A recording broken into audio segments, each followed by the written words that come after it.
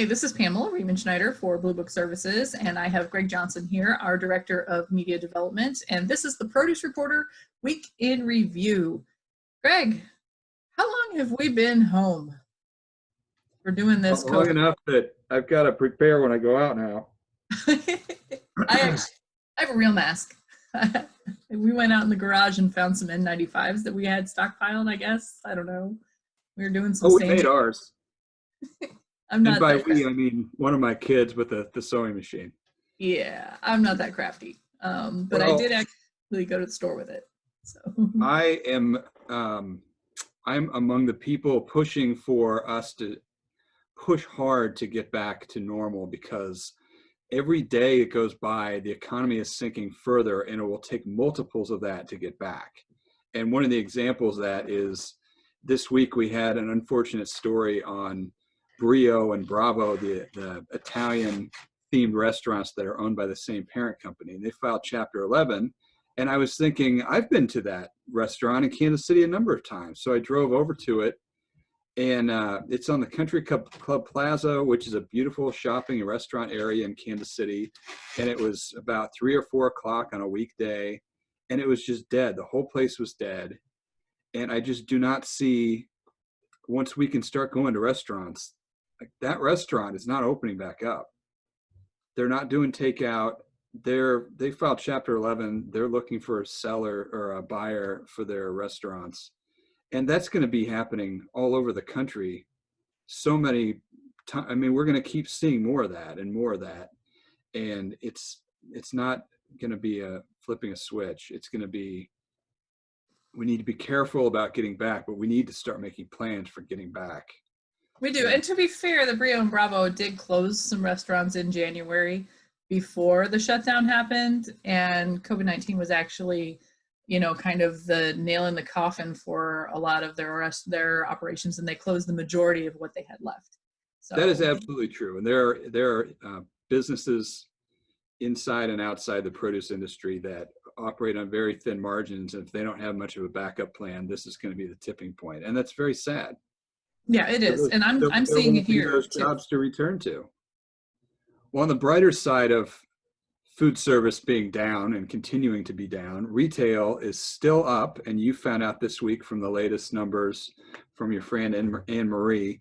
And then also, the Blue Book has come up with an agreement with Ag Tools, the data analytics company, in which we're looking at a fruit or vegetable or two per day and just kind of tracking what's going on with it for the past 6 to 8 weeks to see, what happened to it in the market, and kind of explain what's going on at retail. And some of the items we looked at this week, we looked at avocados and blueberries, and those were both items that were doing pretty strong in the market right before spring. And then after mid-March and all the stay-at-home orders hit, they both dropped, but then they evened out and really kind of steadied out and have done fairly well at retail as far as pricing and volume. And then the flip side of that is we looked at a couple others like tomatoes and lettuce and bell peppers, in which they had that same breaking point at mid-March, and then they have not come back. Volume has been significantly dropped on those, and prices have not really stabilized. They're still pretty low, and it seems pretty clear that the market is flooded on those items. And it's also pretty clear that those are very strong food service items, and there's without that outlet, there's just too much for the retail market to handle. And you And found we out saw that too this. from those retail numbers, didn't you? Yeah, Anne Marie and I took a kind of a deeper dive into the weekly IRI report that she puts out, sponsored by the Produce Marketing Association. And there were several items that maybe are top of mind. Immediately you think of plot: potatoes, lettuce, onions, tomatoes. Those are the ones I immediately focused on when we started talking about food service items not going into food service and not having a home at retail. But some of the things that we found in the most recent report, she pulled some volume and pricing numbers. There are things like bell peppers and Brussels sprouts. And just think about what's going on with the Brussels sprout market in food service. It's been super trendy for a long time. but it's not quite as strong at retail because it isn't the easiest thing to make from fresh at home. You've got to be a little more skilled in the kitchen and a little more determined to do it.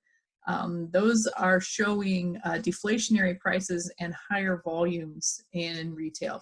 Higher volumes is great as long as the price sticks along with it, so that everyone's making enough margin on that, especially back into the growers. So catch that video on Friday where we take a deeper look at the volumes versus pricing on some of those food service items. You mentioned potatoes, and that's what the one that really gets outside of that, in that I think people really are buying more potatoes. And I had a chat with Adam at Category Partners, and his analysis is that that is squarely in the comfort food zone, and that's what people are going for right now.